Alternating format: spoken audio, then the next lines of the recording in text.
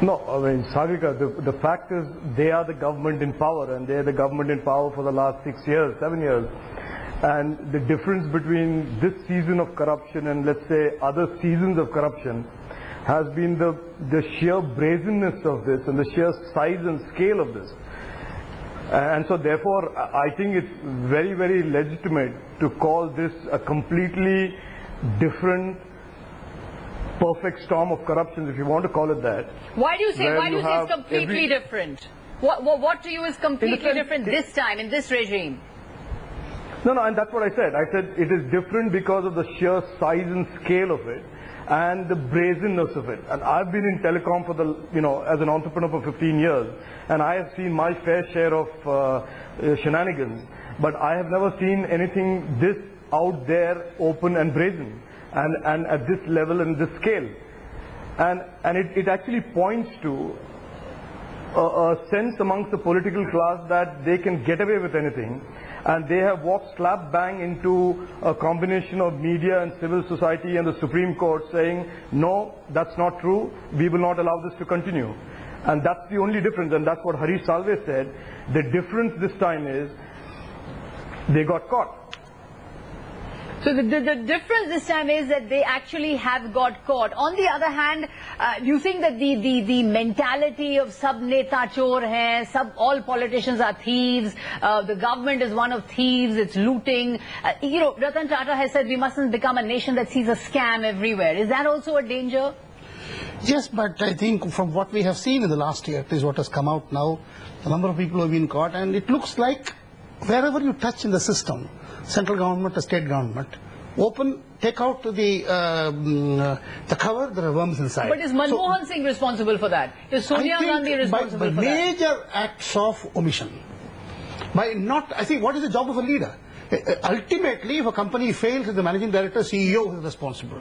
It is not what he did, what he did not do. So if you sleep like Dhritarashtra when something is exploding around you... Sleeping like Dhritarashtra, that's a good point. No, can I make two other points here? Yeah. One is that there is the transactional corruption, the policeman, the thana, the block, the patwari, and then the collusive corruption, which is what we have seen in 2G scam or in Adarsh, or in the collusive between various people, change rules, bend rules, etc.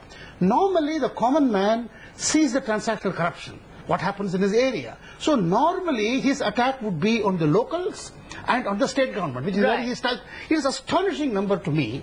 That 32, I presume this is an all-India survey. 32% I presume it covers rural, urban areas. Absolutely. And the urban population, the rural population is not in touch with generally the government of India. The subjects are not the same. The 35% is a catastrophic number. They don't, they see the local thana, they see the local thana, they see the local block. 35 of them, 60 in total say, and that include rural areas. For me, this is a worst indictment because they see what happens in the block, what happens in the fertilizer. They don't see what happens in the Let's put that to Abhishek Manu Singh. Abhishek Manu Singh, let me get you to respond to what T.S.R. Subramaniam is saying about the Dhritarashtra syndrome, that you're sleeping. The fact is, it looks as if the UPA government is pursuing a merely reactive agenda. The media makes a fuss about 2G, so you arrest Raja. Media makes a fuss about CWG, so you arrest Kalmari. Media makes a fuss about other scams, so you take steps. Media makes a fuss about Lokpal bill, so you're pushed into enacting a Lokpal bill. Now, it seems as if you have a reactive agenda. It doesn't seem as if the government is waking up to the mahal of the country and really taking the bull by the horns on corruption. Sagrika, I hope you'll give me a few minutes. I was just watching and hearing for the last few minutes. You have some 6 odd shades of opinion there, all of whom largely on a government bashing, government is to blame for all ills, and is the fountainhead of corruption theme. Secondly, I've always believed that whatever the survey, and I don't doubt the efficacy and the efficiency of those who do the survey, I do believe that surveys like this, which run particular programs and particular evenings, are an ultimate essay in miniaturization. They do deserve the Nobel Prize in miniaturization. Mr. Start extrapolating the mood of the nation. Let me just complete. You've got 6 people speaking against me. Give me 1/6 of the time. Go ahead. Number three,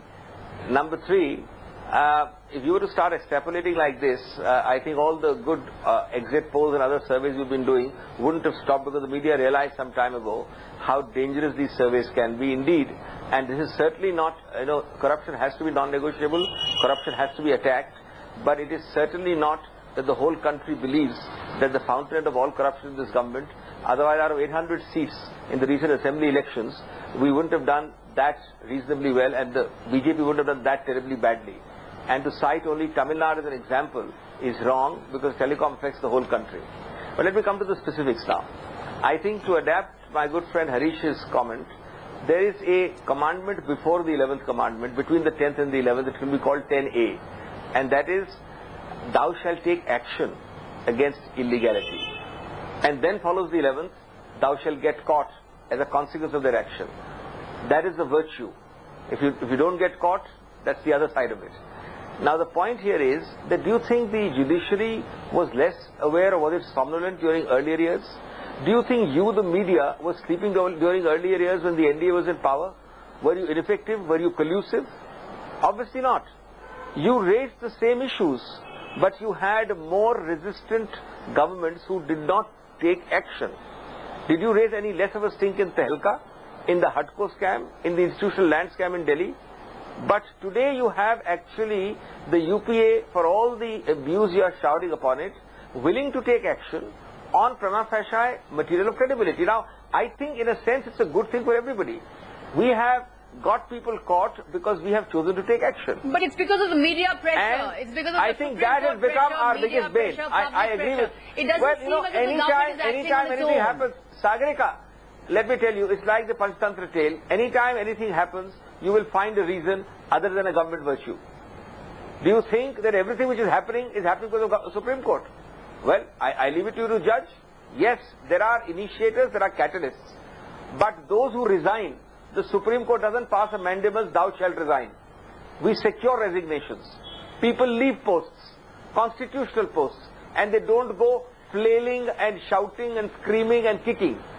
But the point is, Mr. Abhishek Manu Singhvi, the Congress and the UPA believe that yes, morality does have a role. But hasn't the manner in which your government has dragged its feet over the Lokpal bill, doesn't that really show that the government is not resolved to actually come up with a tough anti-corruption law? You don't want now a we're on a different topic bill. altogether. You don't want a Lokpal bill with now teeth. we're on a different topic. If you did want one, then that would surely rescue your image. Your actions over the Lokpal bill have shown that now you we're on to a different thing altogether.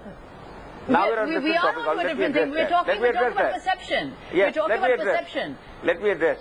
It is supremely ironical, Sagarika, that when you talk of corruption, you assail us for the very concrete, virtuous act we have done, despite several earlier governments not doing it. This government, true to its promise, has worked round the clock for 2 months with civil society activists to bring up some bill and to introduce it. Now, I am not looking here for approbation and agreement. Certainly there is disagreement. You never remember that the NDA did not even raise the issue, did not introduce anything resembling a Lokpal bill, and the same civil society activists were surprisingly quiet then. But forget that.